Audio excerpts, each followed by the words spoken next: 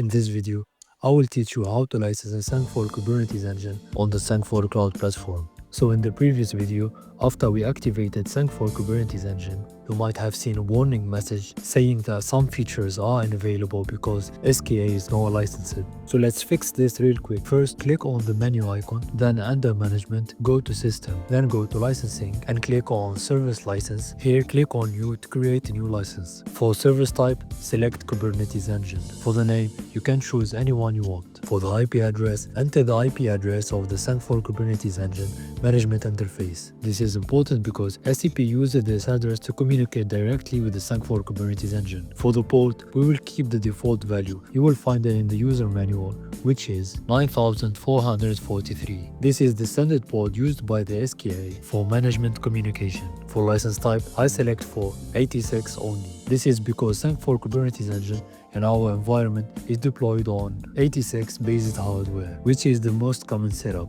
Next, for vCPU, choose a value based on your infrastructure and workload needs. I'll leave GPUs empty and keep GPU validation disabled since we are not using GPUs in this setup. The remaining fields are optional, so we'll leave them empty. Once everything is configured, click OK.